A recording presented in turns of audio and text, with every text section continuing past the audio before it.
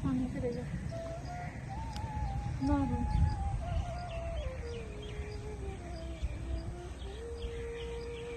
बिस्मिल्लाहिर्रहमानिर्रहीम। अस्सलामुअलैकुम नाजरीन। आज हमारे साथ एक ऐसी शख्सियत मौजूद है जिन्होंने सोशल वर्क में पीएचडी किया।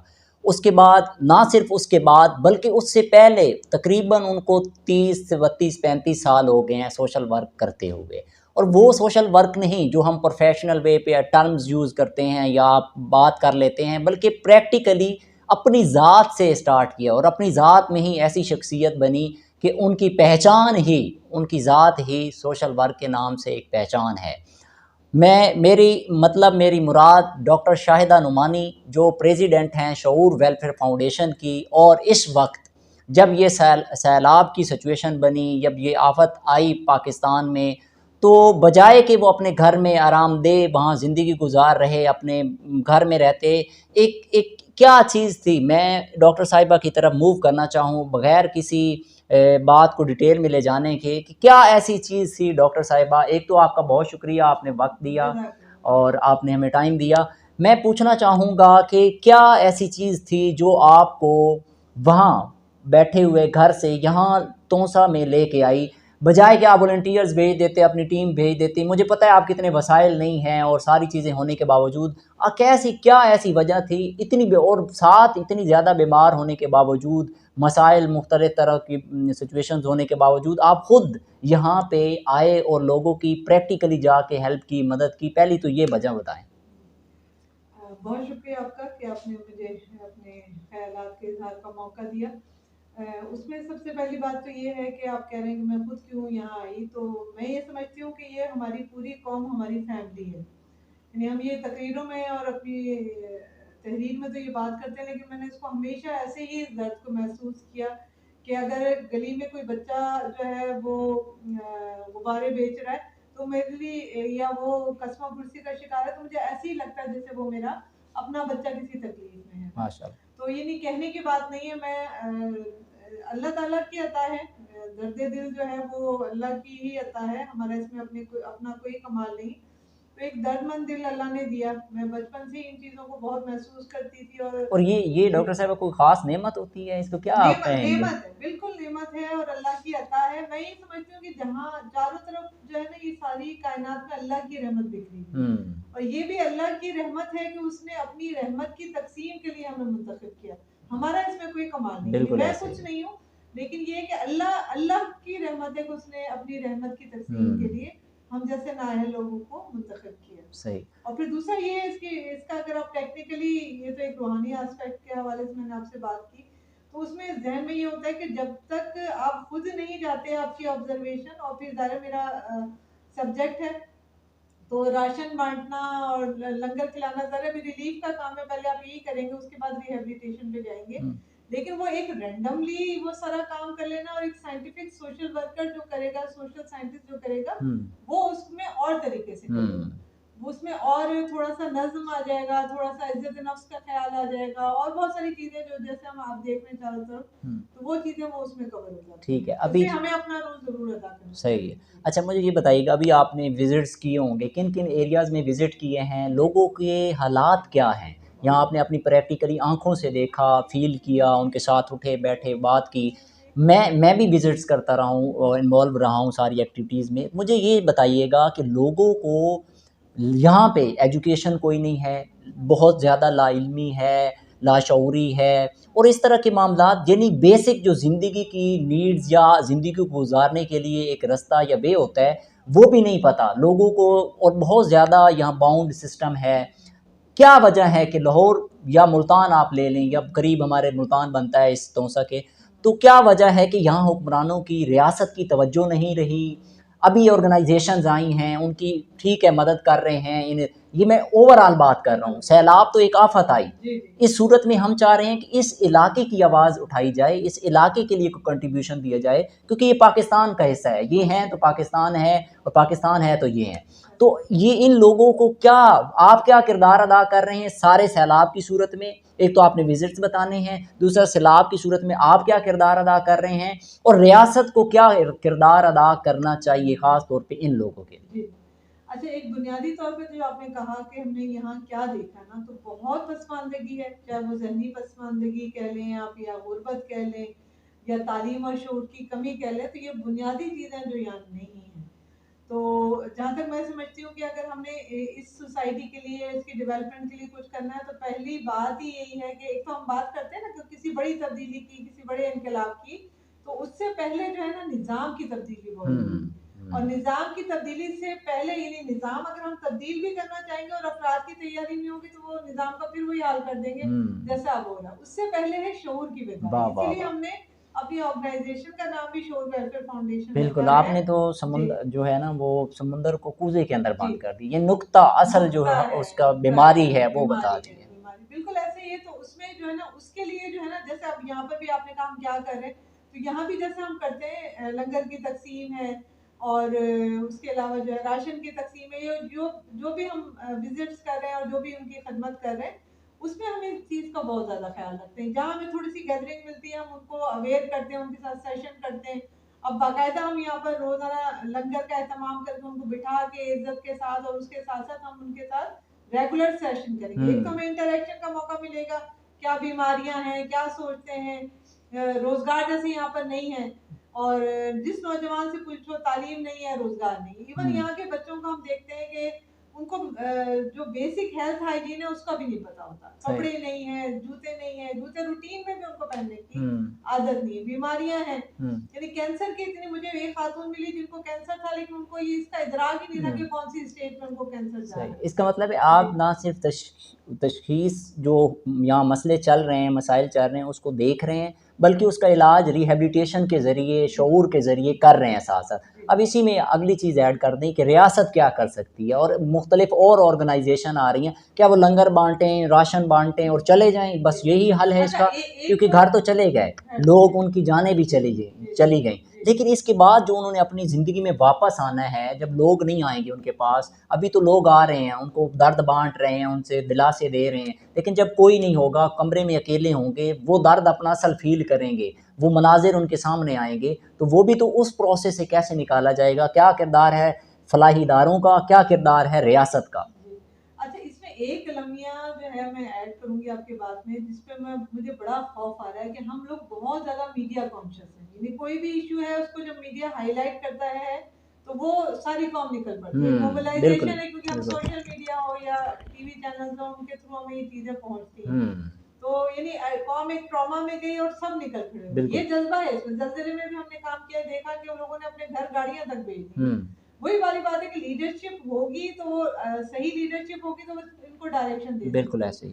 तो वो उसमें ये है कि रियासत का ये काम है। अब जैसे हम देखते हैं कि लोग आ रहे हैं, राशन लेके आ रहे हैं, लंगर लेकर आ रहे हैं, या दीगर अशिया लेकर आ रहे हैं, तो वो सड़कों पे ही आते हैं, थोड़ा अंदर तक जाते हैं, और ये होता है कि जो सड़कों के किनारे पर या तो बैगर्स आके जमा हो गए, या फिर वो बाश किस्म के लड़के और इस तरह के लोग जो गाँव के होते हैं वो आते हैं, और वही राशन हर दफा ले लेके जा रहे हैं।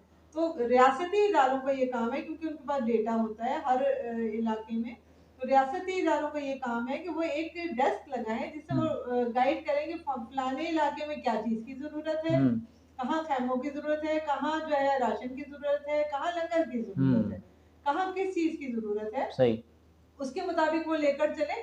और फिर कौन से इलाके में जा चुका है और कौन सा इलाका रह गया। यानी बाद इलाके जो पहले यानी जहाँ विक्टिम ज्यादा थे, वहाँ कहाँ क्या लोगों में ट्रैवल हुआ कि जिस इलाके में, तो सब के सब वहीं पहुंचे। जो दूसरे इलाके में निगलेक्ट हुए, हम बहुत सारे इधर कोई सलमान के पास बहुत सारे इलाकों में गए जहाँ तक कोई पहुंचा ही नहीं, या पहुंचे भी तो एक आध दफा कोई इंडिविजुअली चला गया, एक दफा जाके उनको खाना दे के आ जाएंगे तो वो काम तो उनका नहीं। बिल्कुल, जैसे मुझे आप बता रहे थे अभी इंटरव्यू से पहले कि आप कोई सलमान के पास कलर है वहाँ गए, टिब्बा पे गए, नाड़ी शुमाली गए, नाड़ी जनूबी गए, इसके अलावा चटानी गए, ये सारे इलाके आपने विज़िट कर लिए और आपने बाकायदा माशाल्लाह एक अच्छी वर्किंग की, और आपने वहाँ से लिस्टें तैयार की, और जिस तरह आप वर्किंग कर रहे हैं, और अब आप उसको सिर्फ पहले फेज़ पे आपने उनको जो रिहेबिलिटेशन के हवाले से राशन दे सकते थे, लंगर दे सकते थे, उनके साथ एक कम्युनिकेशन वे बना लिया, आपने वहाँ नंबर ले लिया, और उसके बाद आप रिहेबिलिटेशन की तरफ जा रहे हैं कि उनको सेशंस दे के किसी को काम शुरू करवा के। ये एक मॉडल मैंने देखा है कि बाकी ऑर्गेनाइजेशन के पास नहीं, इस पे मैं आपको अप्रिशिएट करता हूँ। लेकिन इसके साथ एक और, इसी बात के दौरान मेरे जहन में एक नुक्ता आया जो मैं आपसे पूछना चाहूँगा कि ख़ास तौर पे चलें, आप तो लाहौर से मूव करके यहाँ पे आए हैं, यहाँ पे मैं देख रहा हूँ ख़वातीन के हवाले से जी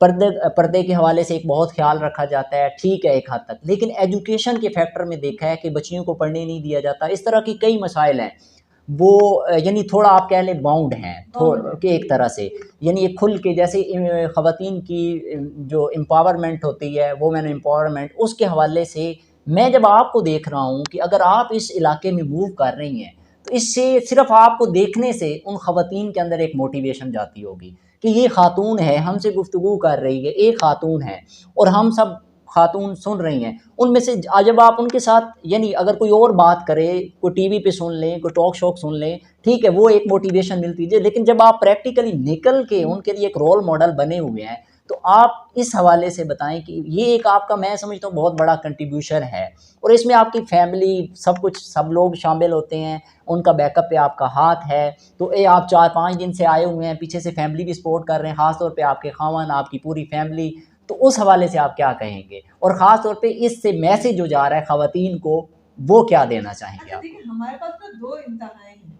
एक तरफ यानी यही आप देख लें कि ये एक जंग भी शुरू हो गई है, जैसे हम देखते हैं औरत मार्च और ये सारा कुछ। ये एक तरफ हमने सेकुलर खवातीन और हम समझते हैं कि सोशल वर्क उनका डोमेन है, और दूसरी तरफ हम समझते हैं मजहब है, अगर कोई मजहबी खातून है तो वो इतनी इतनी वो दब जाएगी, वो पर्दा अगर वो करती है। अब देखें ना, मैं भी मूव करती हूँ, मैं कहाँ कहाँ नहीं गई जहाँ आम खवातीन जाने का सोच नहीं सकती। जेलों में, ऐसे इलाकों में, इवन गंदे अड्डों तक पे भी मैं गई, क्योंकि देखें ना, इंसान जहाँ जाए उनको रिहेबिलिटेशन चाहिए, उनके ऊपर काम करना है।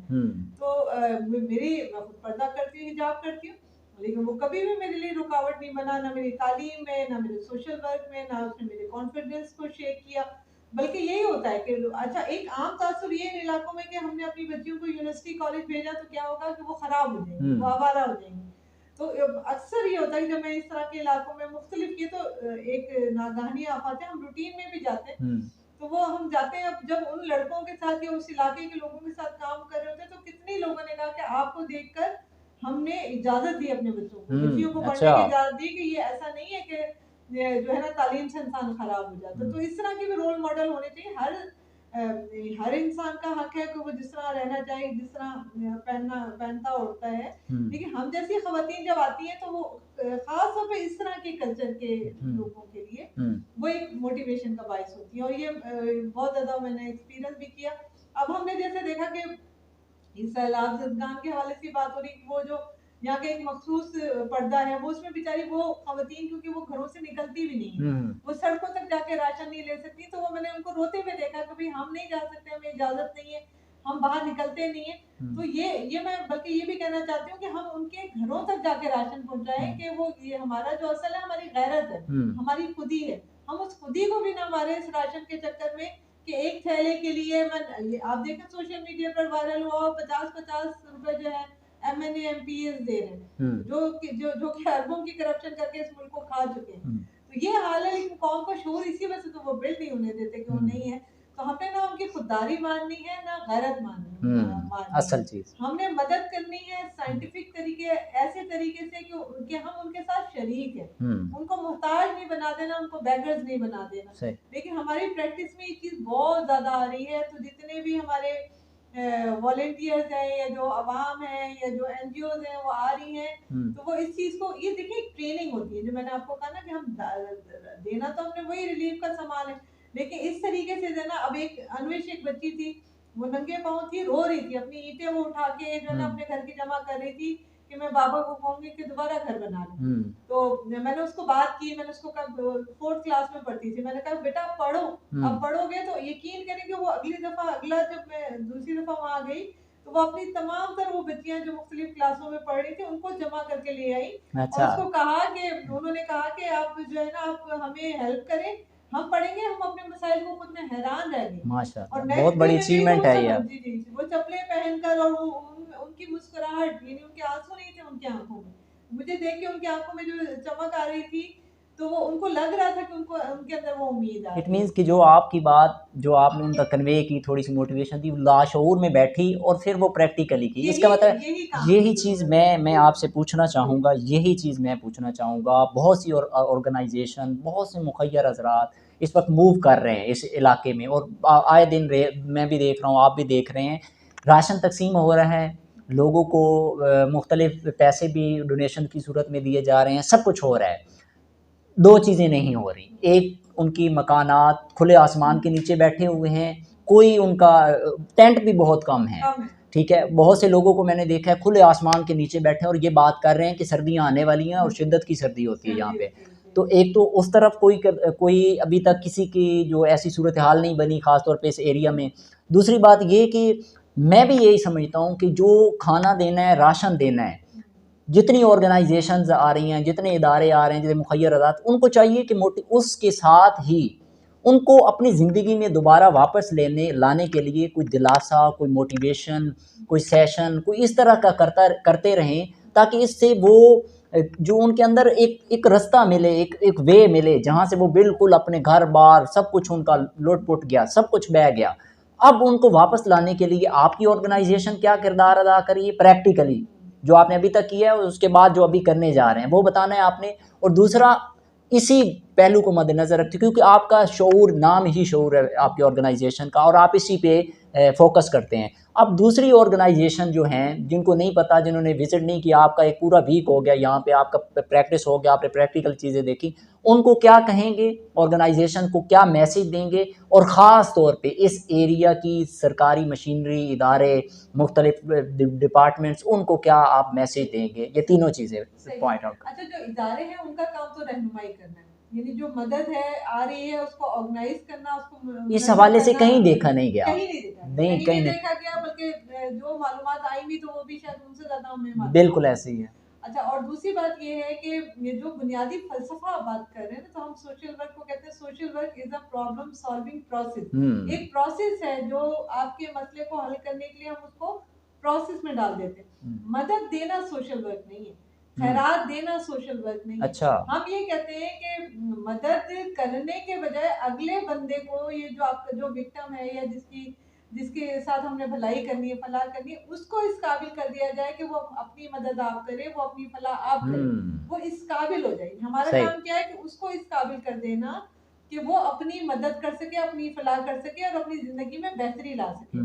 तो इसी के लिए हम मल्टीपर्पज हैं, शूर वेलफेयर फाउंडेशन, हमारे तकरीबन मुख्तलिफ प्रोजेक्ट हैं। तो उसमें हमारे जो बुनियादी प्रोजेक्ट हैं वो है कफालत और खुद कफालत। कफालत क्या है?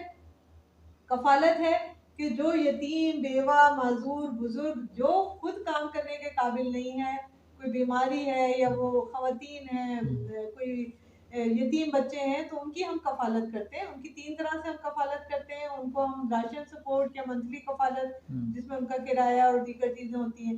दूसरी चीज़ हम एजुकेशनल सपोर्ट करते हैं, जिसको हम तालीमी कफालत कहते हैं। उसमें बच्चों को, और कितने लोग हैं ऐसे बच्चे जो आज अपनी डिग्रीज बीएस की पूरी कर चुके हैं, उनमें से इसी साल हम 4 जो है हमारे गोल्ड मेडलिस्ट आ माशाल्लाह। अच्छा, जिनके घर में कोई 1 रुपया भी जो है इनकम सोर्स नहीं थी। ये बहुत बड़ी अचीवमेंट है। इसका मतलब चिराग रोशन कर दिए और आगे दिए। और तीसरी चीज है तिब्बी कफालत, यानी जो जैसे कोई ऐसा मर्ज है, कोई सर्जरी, वो हम 1 टाइम भी करते हैं और रेगुलर भी, जैसे कोई ऐसी बीमारी तो उसमें करते हैं। ये कफालत है।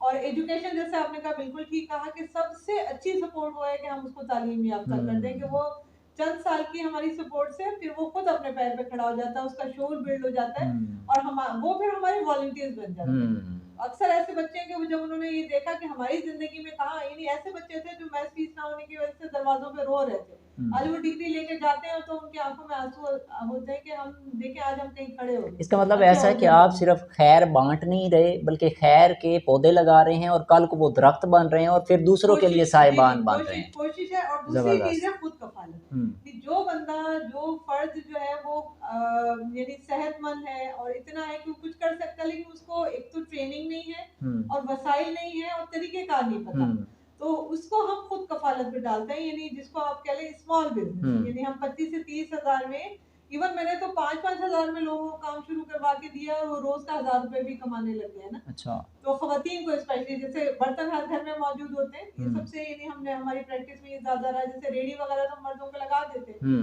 तो यानी आपके घर में चूल्हा भी है, आपके घर के लिए तो खाना हर घर में बनता है, तो उनको थोड़ी सी ट्रेनिंग देके कि वो कुकिंग करें और वो आगे उसको सेल करें। उनके घर का कोई भी बच्चा या मर्द सेल करे तो इसमें भी वो बहुत अच्छा प्रॉफिट, क्योंकि हर कोई बाहर के कानों से तंग है। इस आगे मुख्तलिफ मेथड्स हैं। तो खुद कफालत ये है कि हम उनको अपने पैर पे खड़ा करते हैं, एक छोटा सा स्मॉल बिजनेस, या ट्रेनिंग देके या गाइडलाइन देके। अगर वो जॉब कर सकता है तो उसमें गाइडलाइन देते हैं, चाहे वो लड़कियां हों, चाहे वो मर्द हों, चाहे वो कोई और हो, तो उनको फिर थोड़ी सी रहनुमाई देते हैं। हमारा तबका है जो जिसको शो नहीं है, लेकिन मैंने स्टूडेंट्स को देखा है कि उनको बुनियादी चीजें पता नहीं होती, उनको जॉब कहाँ से ढूंढनी है, डिग्रियां करके बैठे हुए हैं, या कोई वो काम क्या कर सकते हैं, डिग्री के बाद इंटर्नशिप करनी पड़ती है, कर सकते हैं, फ्रीलांसिंग का बच्चों को नहीं पता, उसके लिए जो गवर्नमेंट ने सिस्टम अनाउंस किए हैं उनका नहीं पता। तो हमारी ये रहनुमाई भी जो है ना वो बुनियादी ये तो हो गया आपका काम। इसी थीम को यहाँ यूज कर रहे हैं आप? जी बिल्कुल। हम जैसे जैसे अब यानी मेरे ठहरे रहने का यानी रिलीफ का काम हमारा, हमें यहाँ से वॉलंटियर्स भी मिल गया और यहाँ हमने पूरा एक नेटवर्क बना दिया है। जहाँ भी हम जाते हैं, जैसे हमने पहले कश्मीर में काम किया, वहाँ हमारे यूनिट्स बन जाते हैं। अच्छा। तो यहाँ माशाल्लाह स्टूडेंट्स भी हमारे साथ आए हैं और फिर पीएचडी डॉक्टर्स हैं जो यहाँ से इस इलाके से ताल्लुक रखते हैं, वो भी हमारे साथ काम करें। और दीगर ऑर्गेनाइजेशन जैसे वसीला है और दीगर ऑर्गेनाइजेशन है, वो भी हमारे साथ यहाँ पर काम कर रही है। तो उसमें ये है कि उसमें हम जो हमारे ठहरे रहने का मकसद ये है कि हम यहाँ बेस बनाए, तो हम अवेयरनेस क्रिएट कर रहे हैं। जहाँ जहाँ जा रहे हैं, चंद गाँव जो हमने सिलेक्ट कर लिए, वहाँ पर हम अवेयरनेस सेशन भी क्रिएट कर रहे हैं। और वहाँ से हमने इंडिविजुअल, जैसे मैंने स्टूडेंट्स की और लड़कियों की, बच्चियों की, कुछ इसी तरह से मर्दों में भी हमने बात की, उनके अंदर हमने वो चीज वाली बात है ना, खुदिया वगैरह वाली बात हमने उनके अंदर देखी, और तो उसके अंदर फिर उस प्रोसेस को हमने वहाँ स्टार्ट कर दिया। वो एक नेटवर्किंग बन गई कि वो अगली दफा जो है हम जब आएंगे उनसे राब्ता रहेंगे। हमने यहाँ कोऑर्डिनेटर्स बना दिए, तो कफालत, खुद कफालत का प्रोजेक्ट हम यहाँ स्टार्ट कर चुके हैं। चाइल्ड लेबर है यहाँ पर जो हमें मिले, उनको हमने एजुकेशन की तरफ डाल दिया। आपका फोकस खाने के साथ उनको अपनी जिंदगी में वापस खड़े करना है। अब यही बात, बेसिक मॉडल अगर मैं आपको एक लफ्ज बताऊं तो शोर का क्या है, वो है रिहैबिलिटेशन। रिहैबिलिटेशन पे काम कर रहे हैं फर्द की, और वो जरूरी नहीं है कि वो ये जो आफत आई बहुत बड़ी आफत है, लेकिन हम जब देखते हैं कि हमारे पास जो 400 घराने जिनकी हम कफालत करते हैं, मैं ये कहती हूँ कि अगर रोज जल्जला आता है, रोज सैलाब आता है, तो वो वाला हाल है। सही। इसी चीज़ को, ये जो आप चीज़ कर रहे हैं, दूसरी ऑर्गेनाइजेशंस किस तरह इसमें कंट्रीब्यूशन अदा कर सकती, क्योंकि असल काम ये है खाना पहुंचा देना। ठीक है, एक उनको फर्स्ट एड आप कह लें, या उनको थोड़ी सपोर्ट मिल जाती है, वो खाना खा लेते हैं, पेट भर जाता है, लेकिन उसके बाद जो अगला काम आप कर रहे हैं, ये दूसरी ऑर्गेनाइजेशन कैसे अपना कंट्रीब्यूशन अदा कर सकते हैं, उनको क्या मैसेज देंगे? मैसेज तो बिल्कुल यही है कि यानी बेगर्स नहीं बनाए हम, एक खैरात लेने वाली कौम ना बनाए, उनकी खुदी और खुदारी और उनकी गैरत को ना डैमेज करें। जहाँ भी जाएं उनको अपनाइए से, और एक नज़म से करें। जब आप नज़म दें ना, देखें हम एक आम जगह पे जाते हैं, वहाँ भीड़ होती है, वहाँ सब लोग भीड़ में चल रहे होते हैं, लेकिन हम किसी अच्छे ऑर्गेनाइज इदारे में जाते हैं तो हम वहाँ जाते ही हम अपना हमारा हम पर वो उस इदारे का एनवायरनमेंट तारी हो जाता है। हम कपड़े भी शायद वहाँ वैसे पहन के जाते हैं, हमारी गुफ्तगू भी वैसे हो जाती है। तो वो इन्वायरमेंट जब हम देंगे तो ये एक ट्रेनिंग होती है। सही। यानी आप जाएं, आपका तकसीम का तरीका, आपका बांटने का तरीका, आपका उनसे डीलिंग, ये सब होगी, तो ये हम उनकी ट्रेनिंग कर रहे होंगे। एक जुमला इंसान की जिंदगी बदल सही। अभी इसी हवाले से ये सारी बात मुकम्मल हुई। इस लास्ट नुक्ते पे मैं भी विजिट्स करता रहा हूँ, आप भी करते रहे हैं, जहाँ पे हुकूमत का कोई किरदार नहीं देखा अभी तक। मैंने जो प्रैक्टिकली जाके, बहुत शिकवे शिकायत हैं लोगों के, बहुत से मसाइल हैं, क्योंकि फ़र्स्ट एड के तौर पे लोग खाना, राशन ऑर्गेनाइजेशन मुखैर आज़ाद पहुँचा रहे हैं, लेकिन हुकूमत की तरफ से चंद लोग चंद जगह पे, कुछ MNA MPs गए और वहाँ विज़िट किया, सिर्फ उनको फातिहा खानी की और फ़ोटो सेशंस किए, उसके बाद चले गए।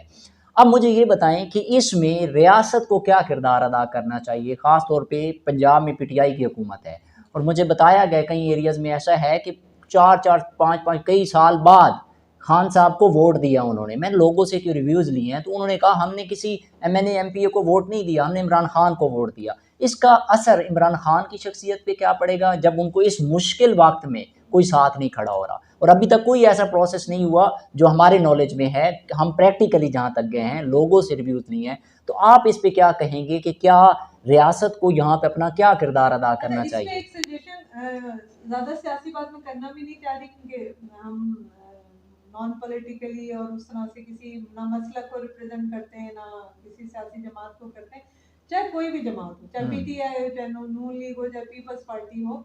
यानी एक जो चीज मुझे समझ में आती है कि हमें डिसेंट्रलाइज करना होगा, जितने डिविजन्स हैं उनको सुबह बना दे। यानी सबसे बड़ा अलमिया ये हुआ, यकीन करें कि नाकाबिले बयान बात है। हम कल जिस जगह गए थे, छतानी नाम है उसका, वहां पर एक ही फैमिली के 10 लोग बैठ गए। अब वो स्टोरियां हैं, कि वो माँ कहती है कि मेरे पास 2 बच्चे थे, मेरे पास ऑप्शन था कि मैं एक बचाऊं एक ना बचाऊं। ये कोई सोच सकता है? जिनकी औलाद है वो इस चीज को महसूस कर सकते हैं ना, कि कैसे इंसान एक बच्चे को छोड़ दे के मैं इसको जाने दूं। दो भाई थे, उनकी दोनों की बीवियां और दोनों के 2-2 बच्चे बैठ गए। वो ऐसे बैठा हुआ खलाओं में देख रहा था कि वो क्या जिंदगी उसकी लुट गई। बच्चे किसको याद करे? एक बच्ची मुझे मिली, कहते मैंने अपने भाई को 2 साल के भाई को गोद में उठाया हुआ था, तो वो फिर मेरे हाथ से निकल गया और मैंने जाते जाते एक दरख्त को पकड़ा और मैं बच गई। वो उस ट्रॉमा से सारी जिंदगी निकल सकेगी? उस ट्रॉमा से निकल सकेगी वो बच्ची? ये बच्चे, ये एक बहुत बड़ा एक तो अलमिया है ना, जो मैंने आपको कहा मीडिया पे कल नहीं रहेगा तो हम भी अपनी अपनी जिंदगियों में लोग भूल जाएंगे, लेकिन इन बच्चों के जहन से वो नक्श कैसे हटेंगे? बिल्कुल ऐसे। तो ये एक बहुत बड़ा काम है, बहुत बड़ा डिजास्टर है, जिसको सालों तक हमें यहाँ पर करना है। तो इन यानी हुकूमत को अपना किरदार अदा करना। सब जो इसमें मैं आपको नुक्ता बयान करी थी, ये वो टेक्नोलॉजी का दौर है कि हम कहते हैं कि जी जल्जला हालांकि अचानक आता है, लेकिन हम उसको भी स्केल से नाप सकते हैं कि वो आने वाला है, कहाँ से कौन सी वेव गुजर रही है। ये तो पानी चलता हुआ आ रहा है। क्या हमारे पास हमारी आर्मी, हमारे इदारे, हमारी रियासत, वो क्या ये नहीं कर सकते थे? वो ये जिस फैमिली की मैं बात कर रही हूँ जिसके 6 बच्चे गए, वो कहते हैं कि हम एकदम निकले रात के 11 बजे, तो हमने आगे से जैसे फिल्मों में देखते हैं एक बड़ा रेला आता हुआ देखा, हमें तो पहले यकीन ही नहीं आया। तो वो उसके बाद वो भागे, तो कितना भागते, वो पानी की रफ्तार से कितना भागते। ये तो डेटा हमारे पास है ही नहीं कि कितने लोग बह गए और कितने लोग जो है कहाँ गए। जैसे हम जिस इलाके में गए इस तक कभी किसी ने भी एक्सेस नहीं की ना, तो गवर्नमेंट कम से कम ये तो कर सकती थी। इसमें तो कोई एनर्जी अगर, लेकिन क्या हमारा लोकल बॉडी सिस्टम बेहतर होता तो ये होता ना, उन पे जिम्मेदारी होती तो ये होता ना। तो ये हमें इस पर सोचना है और यकीन करें कि हम सब गुनाहगार हैं, समाज, इदारे और सबसे बढ़कर रियासत। इन सब जानों का खून जहाँ कोताही हुई उनके सर पर है और उनको इसका हिसाब देना पड़ेगा। ये नहीं होगा कि वो 4 ट्रक भेज के वो गरीब जिम्मा हो जाएंगे। मेरा तो दिल खून के आंसू रोता है कि इनके गिरबानों तक मेरे हाथ जाएं कि इन्होंने किया क्या है। मासूम उस माँ का जिसके हाथ से वो 2 बच्चे निकल गए, उस बहन का जिसके हाथ से उसका छोटा भाई चला गया, जिसको नहीं बताया गया, जहाँ ऐलानात नहीं किए गए, जहाँ तक वो पैगाम नहीं जो पहुंचाया जा सकता था। इलेक्शन में, अभी इलेक्शन आएंगे, हम घर घर पहुंचेंगे अपने, क्योंकि वहाँ हमारा मफाद है, हम पहुंच सकते हैं। हम गाड़ियां भेजेंगे वहां से, एक वोट भी जो है ना, मैंने देखा शहरों में जिनके वोट होते हैं उनको भेज कर बुलवाया जाता है कि आज आपका वोट इधर है, वो वहां तक पता कर लेते हैं। तो ये क्यों नहीं किया गया? उन मासूम जानों का जो कत्ल है, मैं इसको कत्ल कहूंगी, उन रियासती इदारों जिनकी वो जिम्मेदारी थी, जो वो हमारे असलाफ ने हमें क्या मैसेज दिया कि हज़रत उमर फ़ारूक रज़ी अल्लाह अन्हा एक जगह बैठे हुए हैं और वो पुल पे बैठे, पुल के साथ बैठे हुए रो रहे हैं। और एक शख्स गुजरे तो उन्होंने पूछा, हज़रत उमर फ़ारूक अमीरुल मोमिनीन आप क्यों रो रहे हैं? तो बताया आगे से, जो हमारे आज के हुक्मरान हैं उनके लिए ये मैसेज है। उसी को कंक्लूड करूँगा कि हज़रत उमर फ़ारूक रज़ी अल्लाह अन्हु से आगे से रिस्पॉन्ड करते हैं। आप देखें, इंसानी जानों की आप बात कर रहे हैं, आगे से रिस्पॉन्ड करते हैं कि एक बकरी का बच्चा, उसका पाँव जो ज़ख्मी हो गया, पुल टूटा हुआ था, तो मैं हुक्मरान हूँ, मेरी ज़िम्मेदारी थी कि वो पुल टूटा हुआ था, अब मुझसे रब क़यामत वाले दिन पूछेगा। क्या ये हमारे हुक्मरानों को एहसास नहीं है? क्या हमारे हुक्मरान इस तरफ तवज्जो नहीं देंगे? ये ज़ाती मफादात की जंग, ये सियासी लड़ाई, ये सब कुछ होता रहेगा। आज रियासत को माँ की तरह अपना किरदार अदा करना होगा और इन बेचारों के यहाँ पे जो आवाम के हालात हैं उनकी तरफ तवज्जो देनी होगी। डॉक्टर साहिबा, एक दफ़ा फिर मैं आपका बहुत शुक्रगुज़ार हूँ, आपने वक्त दिया। आप असल में वोमेन एम्पावरमेंट पे काम कर रहे हैं, ख़वातीन के लिए असल हकीकी रोल मॉडल हैं और किरदार अदा कर रहे हैं। अल्लाह ताला आपको सेहत और तंदुरुस्ती दे और इसी तरह आप काम कर रहे हैं। बहुत शुक्रिया, थैंक यू सो मच।